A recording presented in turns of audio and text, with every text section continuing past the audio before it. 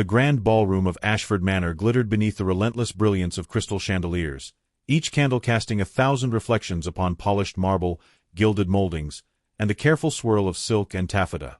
The air trembled with the muted murmur of polite conversation, punctuated by the delicate clink of porcelain cups and silver spoons, the occasional laughter of ladies whose teeth gleamed brighter than the gems in their necklaces. Outside, a storm pressed against the windows, rain streaking the glass with hurried, impatient fingers, as if even nature sought to participate in the evening's drama.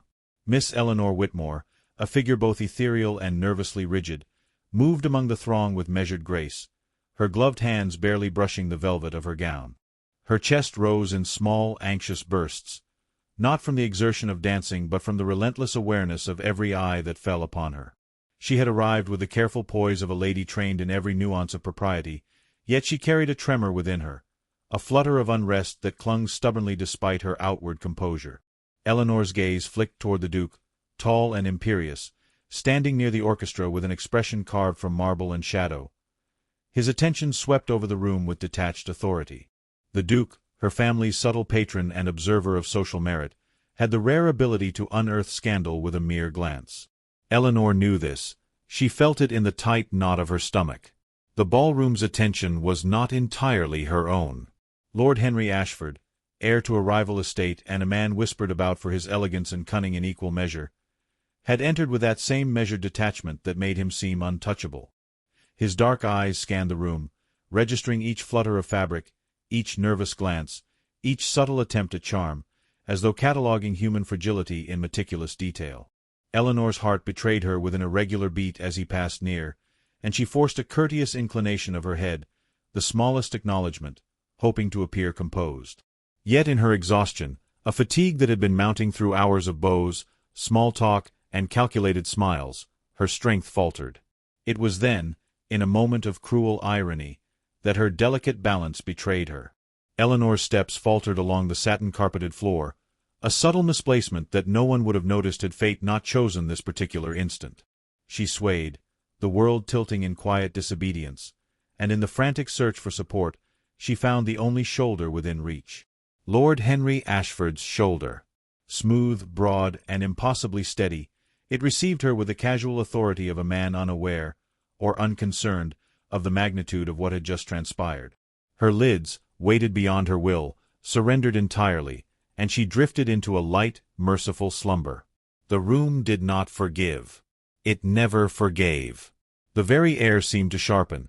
The orchestra faltered in a minor key, or perhaps it was only in Eleanor's mind. Eyes that had once merely observed now widened with scandalous delight, and whispers ignited like wildfire. "Did you see?" one lady murmured, fan lifted to conceal a smile. Miss Whitmore, leaning so intimately on Lord Ashford's shoulder. In the Duke's presence, no less. Eleanor's cheeks bloomed with heat she had never imagined could exist. The warmth of her embarrassment scorched her, but the cold dagger of society's gaze cut even deeper. Lord Henry, for his part, remained perfectly still, his expression a mask of courteous indifference, though a flicker in his eyes, hard to detect unless one was watching with the patience of a saint, hinted at curiosity, perhaps even amusement. He did not stir to remove her, nor did he draw back. The paradox of his stillness amplified Eleanor's horror. In that immobility lay a weight of implication heavier than any accusation. Each second stretched, elastic and cruel, and in the cruel spotlight of observation, Eleanor felt herself shrinking. Then, as if to compound her torment, the Duke's gaze descended upon her. He did not approach, nor did he speak, but Eleanor felt the authority of that silent judgment pressing against her chest, the weight of every family expectation, every whispered admonition she had ever heard, and every careful rule of conduct that now seemed trivial and fragile. Her gloved hands pressed to her lap instinctively, as though she could gather her dignity in her palms and keep it from spilling across the marble floor. Yet there it was, leaking out with every whispered gasp, every sideways glance that lingered longer than politeness should allow. In the midst of the storm of eyes and speculation, Eleanor's mind raced. Could she retreat? Could she find an excuse? Every strategy she considered seemed more futile than the last. The room hummed with tension, the music a distant, mournful echo. She imagined herself shrinking into the hem of her gown, disappearing into the polished floorboards, and yet, Her physical body betrayed her, still resting upon the shoulder that had become the nexus of all scandal. And in that moment, a subtle, dangerous intimacy arose, unbidden. Eleanor, though mortified, became painfully aware of the warmth beneath her cheek, the faint scent of cedar and leather, the smooth resilience of the man who bore her weight without complaint. Her pulse quickened with a mixture of dread and something she could not name, an awareness of proximity that society would never forgive, yet that her heart recognized with electric clarity. The whispers grew louder, though no words could capture the tumult in her chest. Every polite cough, every flutter of a fan, every sideways glance from ladies who fancied themselves arbiters of propriety became a hammer striking at the fragile edifice of her composure. Yet, as the seconds ticked, Eleanor realized something that startled her even more than shame. Lord Henry did not look at her with anger, nor did he recoil. His eyes, dark and unreadable, held a flicker of intrigue, a trace of something almost tender. And though she could not act, could not speak, could not move without drawing further attention, that tiny spark illuminated a path she had not known existed. The orchestra's melody swelled, a crescendo that felt almost mocking, and Eleanor stirred slightly, as if the music itself urged her toward awareness. Slowly, deliberately, she withdrew her head, forcing herself into a semblance of dignity. Her eyes, wide and haunted, met Lord Henry's for a brief instant, and in that instant, the world tilted once more. A silent conversation passed between them, one of apology, unspoken understanding, and the quietest trace of connection that no social code could fully define. And yet, even as she lifted herself fully from his shoulder, the ballroom remained suspended in judgment, every gaze measuring, evaluating, condemning. Eleanor's heart raced, and the Duke's shadowed scrutiny seemed to press upon her spine like iron. She had survived the physical act of her collapse, but the societal consequence, sharp, immediate, and invisible, had already settled upon her like snow on a grave. Eleanor forced herself to step backward, gloved fingers trembling as she gathered the trailing folds of her gown. The room's whispers swelled to a chorus she could feel in her bones. Her chest heaved, and in that instant, the delicate lattice of her public identity felt precarious, as though one misstep might shatter it entirely. Yet beneath the shame, beneath the heat of 100 eyes, there remained a flicker, an ember of something unnameable, a connection forged in the most unexpected of intimacies, a silent acknowledgment that perhaps the night's calamity was only the beginning of a far more dangerous, far more irresistible story. Eleanor's gaze flicked once more toward Lord Henry. He had returned to his position of composure, as though nothing had transpired, yet she knew better. Something had shifted, and in the Duke's unyielding presence, under the eyes of society, she realized with sudden clarity that tonight, nothing would ever be the same. The morning after the ballroom incident arrived with muted gray light filtering through the lace-curtained windows of Whitmore Hall, the rain having softened into a gentle drizzle that tapped a melancholy rhythm against the panes. Eleanor awoke with a lingering ache of mortification, the memory of leaning upon Lord Henry's shoulder vivid and unrelenting. She pressed her hand to her chest, as though she could still hold together the remnants of composure that had been so violently scattered the night before. The room seemed smaller, the walls closer, as if the house itself had conspired to remind her of her humiliation. Each creak of the floorboards beneath her slippered feet echoed in her mind like the whisper of 1,000 gossiping voices. Her maid, delicate and efficient, hovered at the doorway, a folded note in her gloved hands. Eleanor's pulse quickened, the faint hope of a reprieve warring with the dread that it might bear another reprimand from her family, or worse, a veiled insult from the Duke himself. She tore open the parchment with a trembling hand and found not admonition, but a small, pressed violet, perfectly preserved between the folds of the note. In Lord Henry's elegant script, barely legible yet unmistakably deliberate, it read, "A token for your courage last evening. Forgive the intrusion of circumstance, and know that some things deserve more than whispered apologies." Eleanor's fingers lingered on the paper, the fragile bloom resting against her palm. Her cheeks warmed again, but this time with a mingling of surprise and curiosity rather than shame alone. It was a gesture that danced on the border between propriety and audacity, a challenge to the unspoken rules of society that Eleanor both feared and, in the secret corners of her heart, welcomed. She traced the petals of the violet, imagining the careful deliberation with which Henry must have selected and pressed it. Every detail seemed to speak of him, the man who had become, unwillingly, the axis of her disquiet. Throughout the day, The household buzzed with the invisible residue of scandal. Servants exchanged furtive glances, whispering of the ballroom misstep as they carried trays of tea and silverware. Eleanor could not move without sensing the subtle judgment lingering behind every polite smile, every fleeting glance. Even her father, Lord Whitmore, who was ordinarily measured and patient, offered a single raised eyebrow that spoke volumes. Caution, disappointment, and that faintest trace of curiosity. Eleanor withdrew into the library, seeking solace among the heavy volumes and the familiar scent of old leather and ink, yet even the quiet sanctuary offered no reprieve. The violet remained clutched in her hand, a delicate rebellion against the scrutiny that pressed upon her from all sides. By afternoon, the subtle machinery of rumor had begun its inexorable work. Visiting ladies paused to comment on Eleanor's appearance, their words sugary yet sharp. "Miss Whitmore seems invigorated by the evening," one whispered to another, her fan concealing a smirk. "One wonders if Lord Henry's steadiness is more agreeable than we might have assumed." Eleanor's stomach nodded with the recognition that propriety and fascination often walked hand in hand, each feeding the other, each capable of igniting both admiration and condemnation. She resolved, silently, to ignore their insinuations, yet a part of her could not resist the thrill of their attention, however treacherous it might be. The evening brought an unexpected visitor. Lord Henry himself, summoned or perhaps emboldened by his own audacity, arrived at Whitmore Hall under the guise of social courtesy. His presence in the drawing-room caused Eleanor's heart to lurch, the violet now burning metaphorically against her palm. He greeted her with a bow that was at once formal and intimate, his dark eyes catching hers with a subtle, unspoken question. How had she fared since the incident? The question was delicate, dangerous, and wholly unnecessary, and Eleanor felt the fragile lattice of her restraint quiver under its weight. Henry handed her another note, this one folded with greater precision, sealed with wax bearing his family crest. Eleanor's breath caught as she unfolded it, revealing words both courteous and pointed. "Scandal has a way of revealing more than folly, it unmasks character. Pray, remember that your grace far outweighs any whispered disapproval." There was a gravity to the message, a hint that the incident had shifted something far beyond mere physical proximity. Eleanor's heart stirred, sensing in his words a recognition of her inner fortitude, a respect for the dignity she had struggled to maintain even as the room had mocked her. The token, the note, and the gaze combined to form an intricate dance of social subtlety and emotional intrigue.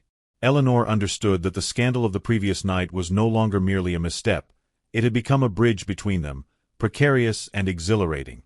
She pondered the audacity required for such gestures, the courage to defy expectation while maintaining the veneer of propriety. And yet, alongside admiration, a tremor of anxiety persisted.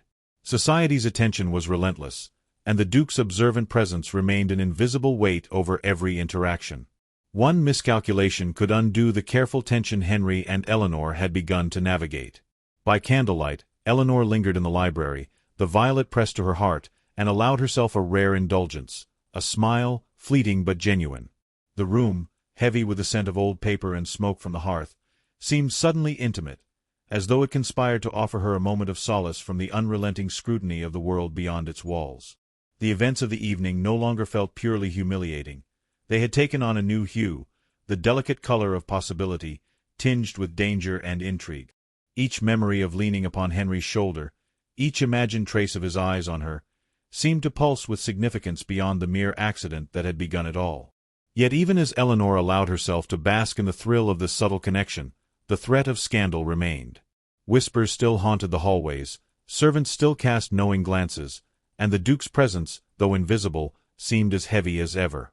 Eleanor realized that she had entered a delicate negotiation between desire and decorum, curiosity and caution, admiration and judgment.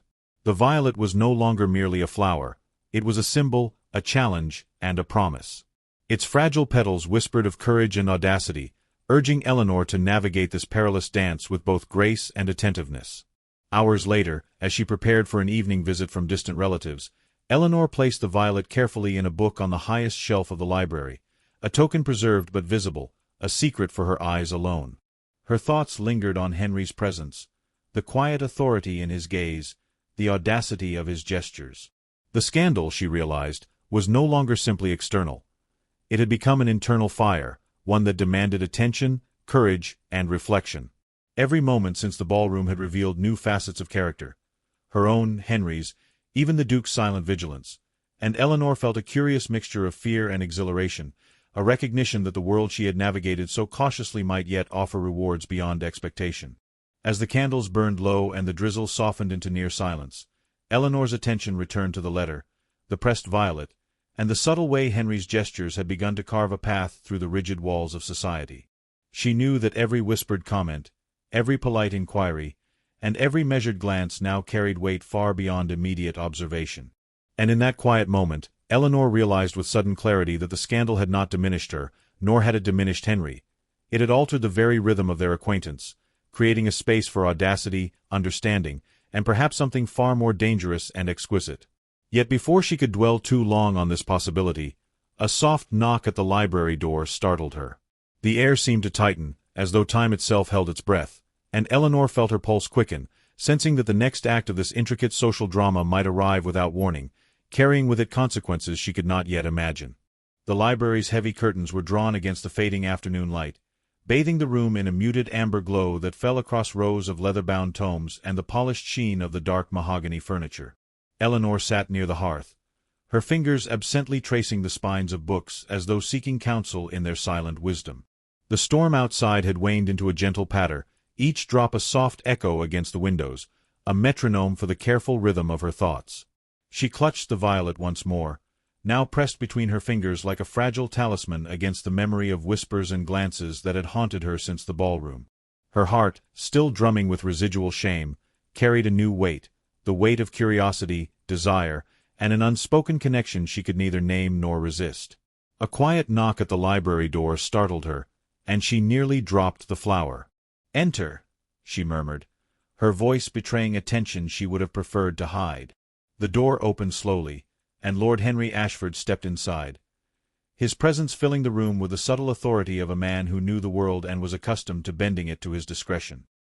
He removed his gloves with deliberate care, placing them on the edge of a nearby table, and his gaze fell upon Eleanor with a mixture of caution and intent that made her pulse catch. There was no fanfare, no performative gesture of politeness, only the measured intimacy of proximity, as if the library itself had conspired to grant them a private space beyond the scrutiny of society. Eleanor rose, instinctively straightening her posture, but the effort felt shallow. "Lord Henry," she said, her tone carefully modulated, betraying neither delight nor fear, though both warred beneath the surface. "I did not expect your visit." Henry inclined his head slightly, his dark eyes flicking to the pressed violet in her hand before settling again upon her. "Nor did I, Miss Whitmore," he replied softly, each word deliberate, almost heavy with unspoken meaning. "Yet I thought it necessary. There are matters that require clarification, and perhaps the courage to speak plainly." Eleanor's heart constricted. She had feared this conversation, yet the thought of silence, of continued misunderstanding, was far more unbearable. "Clarification," she echoed, her voice barely more than a whisper. I cannot imagine what must be required of me beyond what was already endured." Her cheeks warmed again, a bloom of both embarrassment and anticipation. The memory of leaning upon his shoulder, so brief, so fraught with impropriety, seemed suddenly more vivid in the quiet of the room than it had in the public glare of the ballroom. Henry stepped closer, careful to maintain a respectful distance, yet each movement seemed charged with significance. "Endurance," he said slowly, his gaze unwavering, "is not the same as understanding, nor is it the measure of character. I wished, if you would allow, to speak freely of what occurred." He paused, the silence that followed like the hushed interval before a symphony's crescendo. "And to hear your thoughts, your fears, without the distortion of whispers or expectation." Eleanor's breath caught, and for a moment she felt the fragile lattice of her restraint quiver. To speak freely, to expose the turbulence of her heart in the presence of a man whose composure could intimidate empires, was a task both terrifying and exhilarating. She began, then faltered, searching for words that would not betray too much, yet could not conceal the tremor of vulnerability. "I feared the judgment of others, and yet more, the judgment within my own heart. I do not know why a mere lapse, a moment of weakness, has become the axis upon which every whisper now turns." Henry's expression softened, and a faint, almost imperceptible smile curved his lips. "It is not merely a lapse, Miss Whitmore. There is a courage in acknowledging human frailty, and an elegance in navigating it without surrendering entirely to fear. You have done more than endure. You have preserved dignity where it might have been lost." His words, carefully chosen, penetrated the armor she had constructed over years of societal instruction. Eleanor felt a tremor of relief, as if a window had been opened to let in light where only shadow had lingered. Encouraged by his gentle candor, she took another step toward him, the room shrinking around them until it seemed the hearth, the books, and the fading sunlight existed solely to frame this moment. "And you," she whispered, almost in awe, "you bore my weight without a word, without disdain. How is it that such composure does not betray some thought of me that I dare not imagine?" Henry's eyes darkened with something more complex than mere observation. They held a flicker of admiration, tempered by restraint. "I thought only of preserving your dignity, Miss Whitmore," he said. "Yet, I admit, there was curiosity as well. A desire to understand you, not merely as the subject of rumor, but as the woman who occupies her own heart with both courage and trepidation." His voice softened further, almost a confession, and Eleanor felt the fragile threads of propriety stretch, not break, under the weight of his meaning. For a long moment, the two stood in quiet proximity, the crackling fire a metronome to the unspoken currents flowing between them. Eleanor's fingers tightened around the violet, the petals trembling as if aware of the intensity of the moment. She realized, with a mixture of fear and longing, that this private confession, the first true articulation of mutual recognition, had altered something fundamental. The scandal, the whispers, the Duke's imperious presence, they no longer dictated the terms of her heart. Henry's respect, his acknowledgment of her fear, and his willingness to reveal a fragment of his own admiration had forged a new equilibrium, delicate and dangerous, yet undeniably magnetic. Eleanor's voice, tentative yet firm, finally found its way past her trepidation. I am grateful, Lord Henry. More than I can properly express. Not merely for what you did, but for understanding. For seeing me without the judgment that the world so eagerly imposes." Henry inclined his head, the faintest trace of a smile playing about his lips. "And I am grateful that you allow me this insight, Miss Whitmore. For courage is rarer than discretion, and trust rarer still. I do not presume to overstep, yet I would ask only that you consider me an ally should the need arise." A soft warmth spread through Eleanor, a mingling of relief, admiration, and an unnameable longing.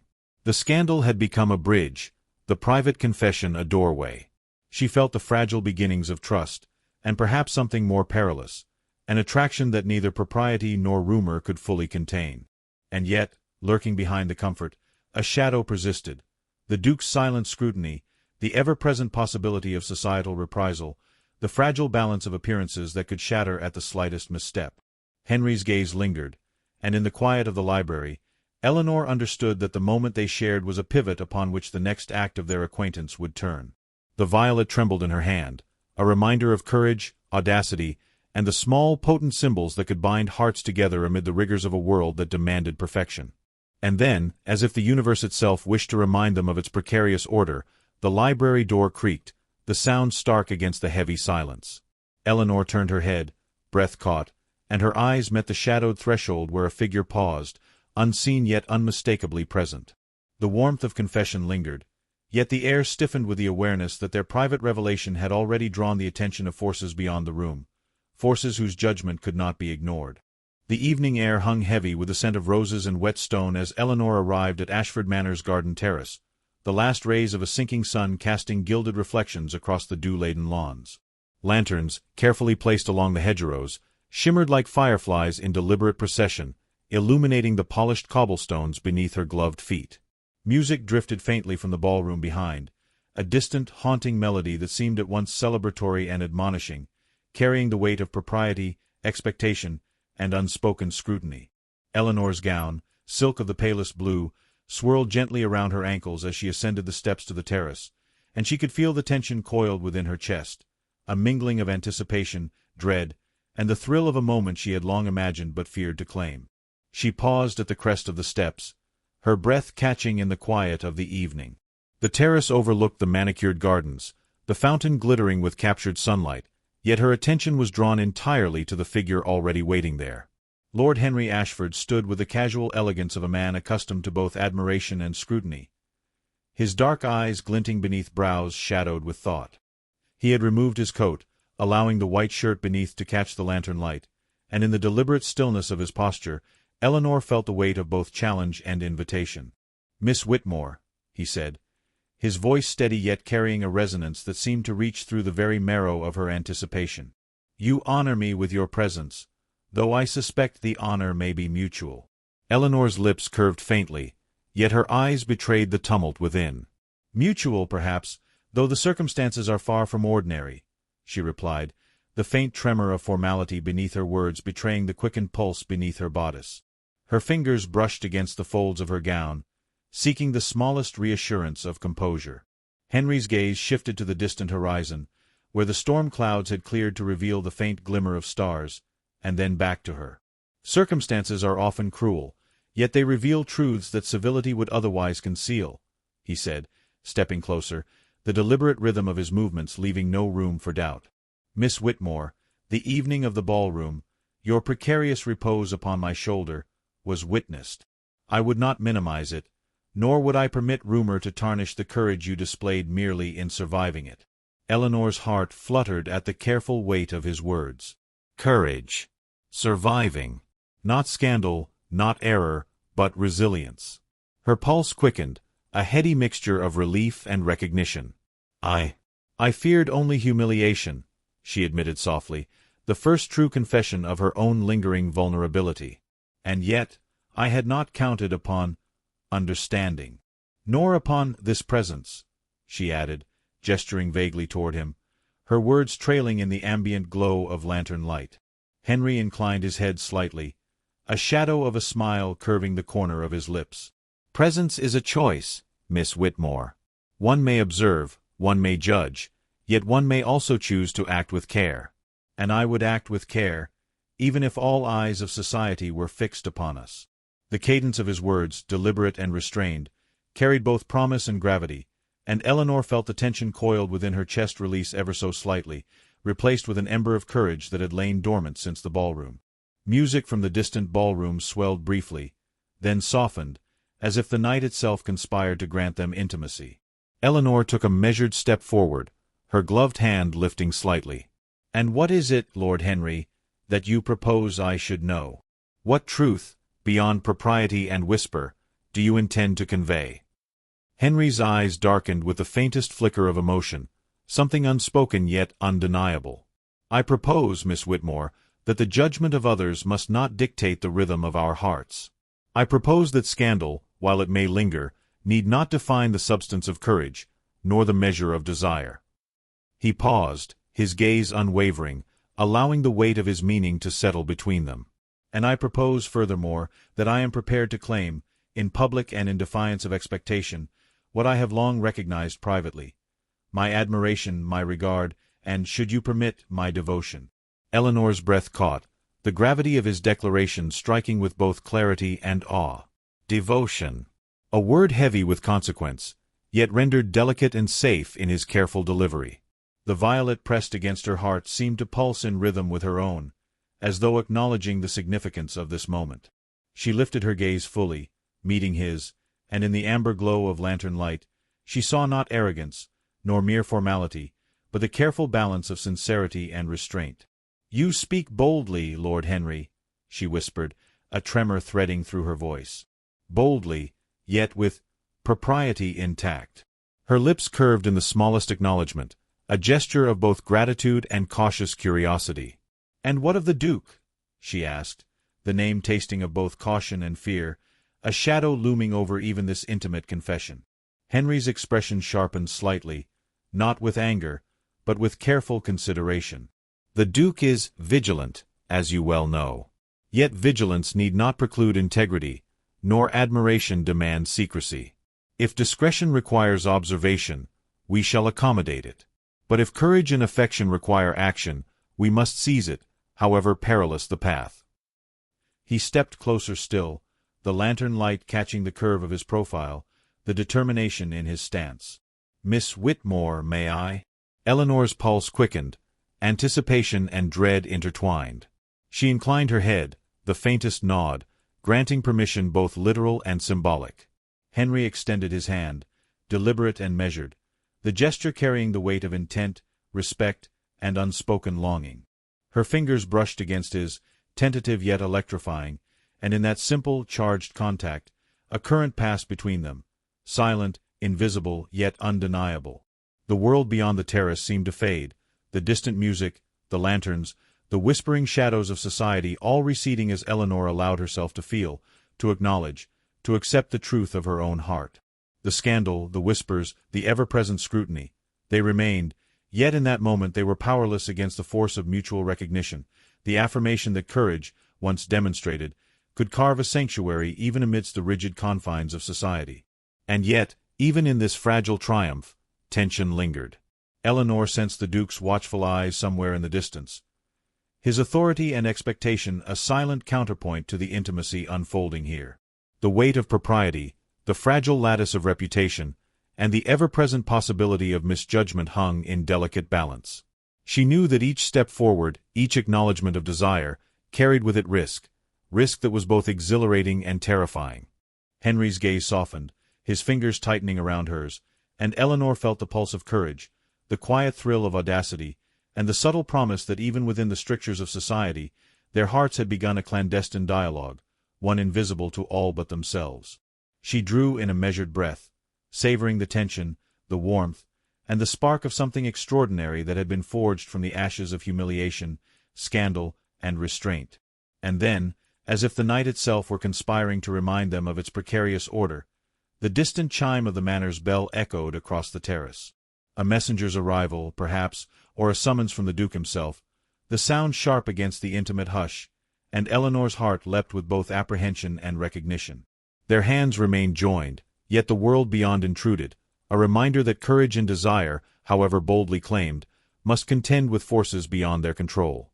The first light of dawn crept over the horizon, painting the gardens of Ashford Manor in shades of rose and gold, softening the long shadows cast by the ornate fountains and stately hedges. The air carried the crisp scent of dew, mingled with the lingering perfume of roses and the subtle smoke of extinguished lanterns. Eleanor stood on the terrace, her hands folded lightly at her waist, her heart thrumming with the quiet exhilaration of anticipation and dread. The night's events had shifted everything, yet the world beyond these walls remained unyielding, governed by whispers, expectations, and the unbending scrutiny of the Duke. Lord Henry Ashford approached, his stride measured but purposeful, boots clicking softly against the cobblestones. His coat was draped over his arm, revealing the crisp white of his shirt and the subtle sheen of polished leather gloves. The violet, now carefully pinned to his lapel, caught the dawn's light, a silent testament to courage, audacity, and the fragile intimacy that had grown between them. Eleanor's chest rose and fell with a mixture of fear and hope, for the moment they were about to claim would unfold under the gaze of both society and authority, where courage would be tested, and hearts laid bare. "Miss Whitmore," Henry began, his voice low yet carrying across the still air, "the hour has arrived in which discretion may no longer shelter sentiment. Society watches, yet I find the weight of propriety insufficient to restrain what must be declared." His eyes, dark and unwavering, met hers with an intensity that sent a shiver through her. Eleanor felt the flutter of anticipation as her gloved hands tightened at her waist. Every heartbeat, every breath, seemed magnified against the quiet murmur of the awakening estate. She drew a steadying breath, allowing the courage nurtured in the library, tempered in the garden at twilight, to bloom fully. "And what, Lord Henry, do you intend to declare?" she asked, her voice a whisper that carried both apprehension and a faint thrill. Her gaze swept over the terraces below, where servants were beginning their morning routines, and toward the distant windows of the ballroom, where the Duke's figure could be discerned, rigid and vigilant. The world was watching, and yet for the first time, Eleanor felt the fragile power of choice, her choice, woven into the delicate lattice of consequence and desire. Henry lifted her hand gently, bringing her fingers to his lips in a measured, deliberate gesture that drew the breath from her lungs. "I declare," he said, each word deliberate, imbued with both reverence and quiet defiance, "that your courage, your dignity, and the grace with which you navigate a world so eager to judge, have claimed not merely my admiration, but my deepest regard. Miss Whitmore, I acknowledge openly what I have long recognized in private, my devotion to you." Eleanor's cheeks warmed, a blush mingling with the soft glow of dawn, and for a moment she felt the weight of propriety, scandal, and expectation lift, as though the sunlight itself had dissolved the shadows of judgment. "Lord Henry," she began, the tremor in her voice betraying a mixture of awe and burgeoning courage. I cannot deny that my heart has long been swayed, though society and circumstance have demanded otherwise. Yet I find that courage, once nurtured, is impossible to restrain." Her words were deliberate, a careful acknowledgment of desire and a claim of agency. The violet pinned to Henry's lapel caught the morning light, and he leaned closer, their proximity measured yet charged, the delicate fragrance mingling with the fresh scent of dew. "Then let it be known, Miss Whitmore," he said, voice hushed yet resolute, "that whatever the world may whisper, whatever expectations it may impose, I stand for you openly, without apology, without hesitation." Eleanor felt her pulse quicken, the thrill of audacity and defiance mingling with relief, anticipation, and the undeniable spark of attraction that had grown between them over days of whispered gestures, tokens, and shared confidences. From the shadows of the distant terrace, the Duke's figure appeared, his steps deliberate and measured. Eleanor's heart lurched. His presence was a reminder of the scrutiny, authority, and potential consequences still looming. Yet as he approached, his expression remained inscrutable, a mask of dignified observation, and Eleanor realized that courage, once claimed, could command respect even from the sternest authority. The Duke paused, eyes sweeping the terrace, and then, to Eleanor's astonishment, inclined his head slightly, a subtle acknowledgment of the legitimacy of Henry's declaration and, implicitly, of Eleanor's right to claim her own heart. A rush of relief and exhilaration surged through Eleanor. The tension of days, the shame of the ballroom, the delicate navigation of tokens and whispers, the private confession in the library, culminated in this single, fragile moment of triumph. She drew a step closer to Henry, allowing herself to feel the warmth of his hand, the quiet strength of his presence, the shared acknowledgment that they had claimed something greater than propriety or rumor, a mutual understanding, a private victory against the rigid dictates of society. Yet the moment was not without its complexities. The terrace remained open to the world, and with each breath, Eleanor felt the delicate balance of audacity and restraint. Every gesture, every word, was a negotiation with consequence. She glanced at the violet pinned to Henry's lapel, the emblem of courage and audacity, and allowed herself a small, tentative smile. In that symbol, she recognized both the fragility and the resilience of their connection, the delicate possibility of love flourishing amid the rigid lattices of expectation. Henry's eyes met hers, dark and steady, and he offered a quiet question, more intimate than words could convey. "Do you trust me to navigate this world with you?" Eleanor's pulse raced, and for a heartbeat, the world narrowed to the terrace, the dew, the violet, and the certainty that courage and desire had converged into a single luminous point. She lifted her gaze, meeting his fully, and nodded, the gesture deliberate, measured, yet imbued with irrevocable meaning. "I trust you," she whispered, her voice carrying across the morning air, firm yet tender. "And I choose to step forward with you, whatever the consequences." The words trembled with a mixture of relief, exhilaration, and audacity, yet they were true, and in their truth, Eleanor felt the liberation of choice, the quiet triumph of mutual recognition, and the spark of love claiming its rightful place. Henry's hand closed around hers, steadying, affirming, and Eleanor felt a warmth that spread through her chest like sunlight breaking through storm clouds. Their fingers intertwined, a simple gesture laden with significance, and in the quiet golden light of dawn, Eleanor recognized the full magnitude of their journey. The scandal had not destroyed them, it had led them here, to a delicate equilibrium where courage, desire, and propriety could coexist, fragile yet undeniable. The Duke remained at a distance, his expression unreadable yet tempered by the quiet acknowledgment of authority exercised with wisdom. Eleanor understood that society would continue to observe, to whisper, and to measure, yet for the first time, she felt the exhilarating defiance of claiming her own heart, of acknowledging a truth too potent to remain hidden. She drew in a steadying breath, savoring the scent of dew, roses, and dawn, and allowed herself to feel the magnitude of this moment, the culmination of shame, confession, and audacity, without fear, without hesitation. As they stood together on the terrace, hands entwined, a soft rustle in the garden drew their attention. A figure emerged from the shadows, an observer, perhaps a servant, perhaps a messenger, whose presence reminded them that even triumph carried consequences. Eleanor's pulse quickened once more, a mixture of thrill and apprehension. Yet in that fleeting uncertainty, she understood something profound. Courage, once claimed, was a force that could navigate whispers, scrutiny, and expectation. They had declared their hearts, and nothing, not society, not scandal, not the unyielding authority of the Duke, could diminish the bond they had forged. And in that suspended moment, as lanterns dimmed in the receding night and the gardens glittered with dew, Eleanor realized with full clarity that the events of the past days, the humiliation, the tokens, the private confessions, had led her here, to a point of both peril and triumph. Whatever the world might demand, whatever judgment it might pass, she and Henry had claimed a victory more precious than approval: the right to choose, the courage to love, and the unspoken promise that even amidst scrutiny, hearts could triumph.